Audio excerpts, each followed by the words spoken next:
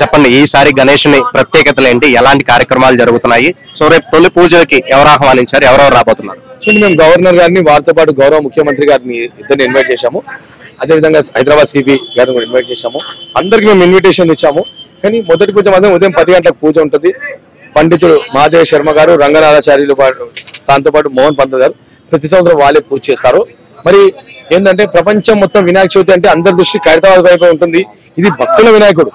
భక్తులు ఇచ్చే కట్న కానుకల వల్ల ఇంత పెద్ద ఉత్సవాలు 71 సంవత్సరం ఘనంగా జరుగుతూ ఉన్నాయి అన్నమాట. కాబట్టి ఏంటంటే అన్ని రకాలుగా మేము ఏర్పాటు చేశాము. ప్రభుత్వ సంబంధించి అన్ని డిపార్ట్మెంట్ వాళ్ళు సహకరించారు. అదేవిధంగా మీడియా, ప్రింట్, ఎలక్ట్రానిక్, అదే యూట్యూబ్ అందరి మిత్రులకు కూడా ధన్యవాదాలు. ఎందుకంటే మన ఖైరతాబాద్ ఉన్న వినాయకుని ప్రపంచం మొత్తం చూపిస్తున్నందుకు మీరందరికీ పేరు పేరున ధన్యవాదాలు. అదేవిధంగా భగవంతుని ఆశీర్వాదం కూడా మీ అందరి మీద ఉండాలి అని కోరుకుంటా ఉన్నాను. దాంతోపాటు ఈ సంవత్సరం థీమ్ మీకు తెలుసు, విశ్వశాంతి మహాశక్తి వినాయకుడు. విశ్వశాంతి మహాశక్తి వినాయకుడు ఎంచుకునే ముఖ్య కారణం ఏంటంటే మన ఆపరేషన్ సింధూర్ తర్వాత మన భారతదేశ ప్రజలు కాదు యావత్ ప్రపంచంగా మంచి ఉండాలనే ఉద్దేశంతో ఈ సంవత్సరం ఆ థీమ్ తోని ఆలోచన సంకల్పంతో మేము పూజ చేయబోతా ఉన్నాం. సార్, వివిధ రకాల అమ్మవార్లు పెట్టారు. కన్యక పరమేశ్వరి కావచ్చు, లాస్ట్ ఇయర్ మన బాలరామను ప్రతిష్ఠించాం. ఈసారి అమ్మవార్లు ప్రత్యేకించడానికి ప్రత్యేక కారణం చూడండి, మనం ప్రతి సంవత్సరము ఎవరైతే ప్రజలు అక్కడ వెళ్లి చూడలేరో ఆ ప్రతిమలని భగవంతుని ఈ సంవత్సరం మీరు తీసుకొస్తాం. ఇది కొంతమంది భక్తుల కోరిక మేము వాసవి కన్యక పరమేశ్వరమ్మ పెట్టాము. పురి జగన్నాథుడు మనం మంత్రం పోయి చూడలేము కాబట్టి ఆ దేవుని కూడా తెప్పించాము. ఇంకోటి ఏంటంటే లక్ష్మీ సమేత హయగ్రీవ స్వామిని కూడా ఈ రోజుల్లో ఎట్లయిపోయిందో కల్చరు, ఈ దేవుడు ఎవరు, ఈ దేవుడు అనే కాడికి వచ్చిన సంస్కృతి. ఎందుకంటే ఇప్పుడు మనం ఇంతకుముందు తెలుగు మీడియం అంటే తెలుగు మీడియం కూడా కనుమరుగవుతుంది. సో దీని వల్ల ఏంటంటే భగవతామూర్తులు అందరినీ, అది సబ్జెక్ట్ డిఫరెంట్ అండి, భగవతామూర్తులను చూడాలనే ఉద్దేశంతో అన్ని ప్రతిమలను చేస్తా ఉన్నాము. అవతల వచ్చి గజ్జలమ్మవారు. మరి అమ్మవారు ఏంటంటే ఇక్కడ గడ్డిలో గుడి మన వినాయకుడు పెట్టే స్థలంలో అమ్మవారి గుడి ఉండే, అది కొన్ని సంవత్సరాల కింద ఆ అమ్మవారిని తీసి పక్కకున్న స్థలం ప్రతిష్ఠించడం జరిగింది అనమాట. ఈ 5 ఫ్లోర్ల గుడి కట్టి ఆ భగవంతుని పూజించాలనే ఆలోచనతో ఉండే ఆ అమ్మవారిని 71 సంవత్సరం తర్వాత ఇక్కడ పెట్టి పూజించడం జరుగుతా ఉంది అనమాట. ఈసారి 69 అడుగుల విగ్రహం ఉంది. సో వెళ్లే కొద్దీ ఇది తగ్గుతుందా పెరుగుతుందా? లేకపోతే ఖచ్చితంగా ఒక స్టేబుల్ హైట్ లో ఉంటుందండి. మనం 2014లో మేము 60 అడుగులు చేసినప్పుడు ఎత్తు తగ్గిస్తామన్నప్పుడు అందరూ ఒప్పుకోలేదు కాబట్టి ఎత్తు అనేది తగ్గిస్తామన్నాం కాబట్టి, కానీ తగ్గిస్తా అన్నాము కానీ ఎవరు ఒప్పుకోలేదు. అయితే 2024లో 70 సంవత్సరాలు పూర్తి చేశాం కాబట్టి 70 అడుగుల వినాయకుని చేశాము. ఈ సంవత్సరం 69 అడుగుల. చివరిగా నిమజ్జనం గురించి అందరూ మాట్లాడుతున్నారు. ఈసారి గ్రహణం వచ్చింది, ఎప్పుడు చేస్తారు ఏంటి, ఆ సమయం ఏంటి అందరూ అడుగుతున్నారు. సో దాన్ని బట్టి బడా గణేష్ నిమజ్జనం ఎప్పుడు ఉండిపోతుంది? ఈ సంవత్సరం ఏంటంటే మనం 6వ తేదీ ఉదయం 6 గంటలకు ఇక్కడ నిమజ్జన కార్యక్రమం జరుగుతుంది. చాలా మందికి చాలా డౌట్స్ ఉన్నాయి నిమజ్జనంపై. కానీ మనం ఏంటంటే గ్రహణం అనేది 7వ తేదీ 6 గంటలకు సుమారు సాయంత్రం టైంలో వస్తుంది. కానీ దాని ఎఫెక్ట్ మాత్రం 12 గంటల వరకు ఉంటుంది.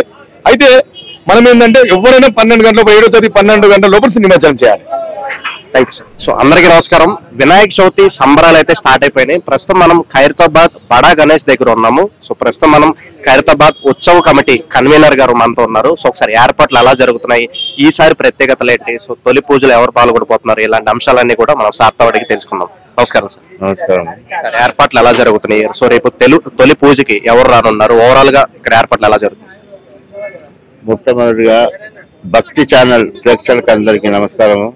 ఖైరతాబాద్ మహాగణపతి ఈ సంవత్సరం 71 సంవత్సరము. 70 సంవత్సరాల లక్షలాది మంది భక్తులు దర్శించుకొని 70 రూపాలు మనం భగవంతుని 70 అవతారాలు చూశారు. ఈ సంవత్సరము 71 సంవత్సరము. ఈ 71 సంవత్సరంలో విశ్వశాంతి, ప్రపంచ శాంతి, అందరూ ప్రపంచం శాంతి ఉండాలని మేము ఆ కాన్సెప్ట్ మేము భక్తులు ఇక్కడ ఏర్పాటు చేశాము. వినాయకునికి ఈ వినాయకుడు దాదాపు 3 నెలల నుండి కష్టపడి ఇక్కడ ప్రాచీన కష్టపడుతూనే వినాయకుడు తయారయ్యాడు. ఈ వినాయకుడికి కంప్లీట్ కలర్స్ అయిపోయినాయి. రేపు వినాయక చవితి ఉన్నది. భక్తులు ఇక్కడ వచ్చే భక్తులకు మేము అన్ని విధాలుగా బారికేటింగ్ ఏర్పాటు చేశాము. వాళ్ళకి ఎలాంటి ఇబ్బంది కాకుండా 70 సంవత్సరాలు ఎవరికి ఇంతవరకు ఎలాంటి ఇబ్బంది కాలే. ఇది ఇక్కడికి వచ్చే లక్షలాది మంది, గత సంవత్సరం 10 లక్షల మంది భక్తులు దర్శించుకున్నారు. ఈ సంవత్సరం ఎక్కువ వస్తున్న అంచనా, ఆ అంచనా దాని ప్రకారం మేము అన్ని విధాలు ఏర్పాటు చేస్తున్నాము. అడుగడుగున పోలీసులు ఉంటారు, మన వాలంటీర్స్ ఉంటారు, భక్తులు సీసీ కెమెరాస్ ఉంటాయి. మేము ఎలాంటి ఇబ్బంది లేకుండా వినాయక చవితి వచ్చే భక్తులకు మేము అన్ని విధాలు ఏర్పాటు చేస్తున్నాం. తొలి పూజకి ఎవరిని ఆహ్వానించారు? సో ఏ సమయంలో రేపు మనకి పూజ స్టార్ట్ అయ్యే అవకాశాలు కనిపిస్తున్నాయి? మన ఆనవాయితీ ఖైరతాబాద్ వినాయకుడికి రాష్ట్ర గవర్నరు, మన ముఖ్యమంత్రి గారు, మన స్థానిక ఎమ్మెల్యే, మా జిఎస్టీ గణేష్ ఉత్సవ కమిటీ ప్రెసిడెంట్ అయినటువంటి దానం నాగేంద్ర గారు ఈ పూజకు తొలి పూజకు మేము ఆహ్వానించాము. వారు ఇక్కడికి వస్తామని అన్నారు. తొలి పూజ వారి చేతుల మీద మేము ప్రారంభిస్తున్నాం. పోయిన సంవత్సరం మనం బాలరామును ప్రతిష్ఠించాం. ఈసారి ఎలాంటి మార్పులు జరిగాయి? సో ఏ దేవతలకు ప్రతిష్ఠించడం జరిగింది? ప్రతి సంవత్సరము నేను చెప్పిన కదా 70 సంవత్సరాలు 70 అవతారాలు విఘ్నేశ్వరుని అవతారాలు. ఈ సంవత్సరముగా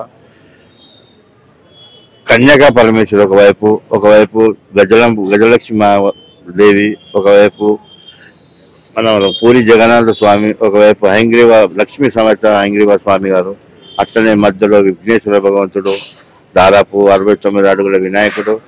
భక్తుల దర్శనానికే మేము అన్ని విధాలుగా ఏర్పాటు చేస్తున్నాము. రేపు వినాయక చవితి అందరికీ భక్తి ఛానల్ ద్వారా మేము అందరికీ వినాయక చవితి శుభాకాంక్షలు తెలియజేస్తున్నాం. నిన్ననే ఆగమనం కార్యక్రమం ఇది ఘనంగా జరిపారు. సో అలాగే వినాయకుని కళ్ళు కూడా దిద్దడం జరిగింది. సో ఈ కార్యక్రమం ఎలా జరిగినాయి? 9 రోజుల పాటు మనకు విశేషంగా ఎలాంటి పూజా కార్యక్రమాలు జరుగుతాయి అంటారు? 9 రోజులలో ప్రతిరోజు యజ్ఞ కార్యక్రమం ఉంటుంది, కుంకుమ అర్చనం ఉంటుంది, దేవునికి పూజా కార్యక్రమం ఉంటుంది. మరియు ఇక్కడ మన యజ్ఞగుండాలు 108 యజ్ఞగుండాలు ఏర్పాటు చేశాము. యజ్ఞ కార్యక్రమం ఒక రోజు ఉంటుంది. ఇక్కడ సాంస్కృతిక కార్యక్రమాలు కూడా ఉంటాయి. భక్తి సాంప్రదాయ ప్రకారంగా మనము సాంస్కృతిక కార్యక్రమం ఉంటాయి. కూచిపూడి, భరతనాట్యము, శివతాండవము అలాంటి కార్యక్రమాలు కూడా ఉంటాయి. మధ్యాహ్నం పూట ఇక్కడ భక్తి భావన ఖైరతాబాద్ అంటే ఒక కైలాసం. కైలాసంలో భక్తి భావనతో 9 రోజులు నవరాత్రి పూజలు ఘనంగా జరుపుకుంటామని భక్తులకు తెలియజేస్తుంది. ఈసారి ఎన్ని లక్షల మంది వస్తారని అంచనా వేస్తున్నారు? దానికి మీరు ఎలా సిద్ధంగా ఉన్నారు? ఈ సంవత్సరము నేను చెప్పాను కదా, 10 లక్షల మంది లాస్ట్ ఇయర్ వచ్చారు. గత సంవత్సరం ఈ సంవత్సరం 15 లక్షల వరకు వస్తారని మేము అంచనా వేసినాము. దాని ప్రకారంగా మేము భక్తులకు ఎలాంటి ఇబ్బంది కాక ఈ మధ్యనే నిన్ననే డీసీపీ గారు, సెంట్రల్ జోన్ డీసీపీ గారు వచ్చారు, మేడం గారు, మరి ట్రాఫిక్ ఇన్స్పెక్టర్ గారు వచ్చారు. వాళ్ళందరూ సర్వే చేశారు. భక్తులకి ఏం ఇబ్బంది లేకుండా మన ఆయన కానీ జిహెచ్ఎంసీ కానీ అన్ని విధాలుగా మాకు సహకారం, అన్ని డిపార్ట్మెంట్ సహకారము ఉంటుంది. ఈ భక్తులకు ఎలాంటి ఇబ్బంది కాకుండా మేము అన్ని విధాలు ఏర్పాటు చేస్తాం. చివరిగా నిమజ్జనం మనకి ఏ రోజున జరగబోతుంది? దానికి ఇది పర్టికులర్ గా ఏదైనా సమయం ఏదన్నా ఉంటుంది ఇక్కడ?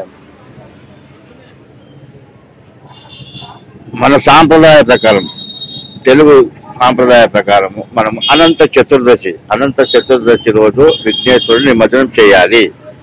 అందులో జ్ఞానం ఉంది, నగితే జ్ఞానం ఉంది. కానీ జ్ఞానం ఉన్నా కానీ భక్తులారా మీకు తెలియజేస్తున్నా ఒకటే, జ్ఞానము నగితే జ్ఞానం ఉంటుంది. కాబట్టి వాళ్లకు మేము పదే చెప్తున్నాను, భక్తులకు మేము గ్రహణం ఉన్నది కాబట్టి 7వ తారీఖు రోజు, 6వ తారీఖు రోజు ఉదయము భగవంతుని కలశాన్ని కానీ భగవంతుని కదిలిచ్చి మీరు 7, 8, 9 ఎప్పుడైనా వేసుకోవచ్చు అన్నమాట.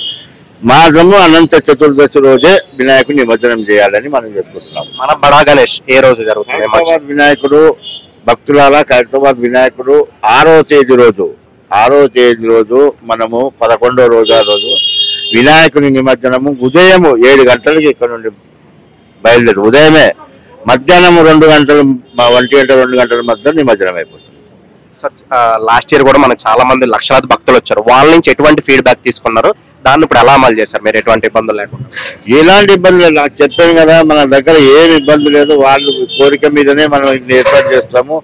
ఆ భక్తుల కోరిక మీదనే మనం ఈ వినాయకుని చేస్తాము. భక్తుల మీదనే ఆధారపడి ఉంటుంది. వాళ్ళు చెప్పిన ప్రకారం వాళ్ళకి ఎలాంటి ఇబ్బంది కాకుండా మేము చేసుకుంటామని మనం చేసుకుంటాం.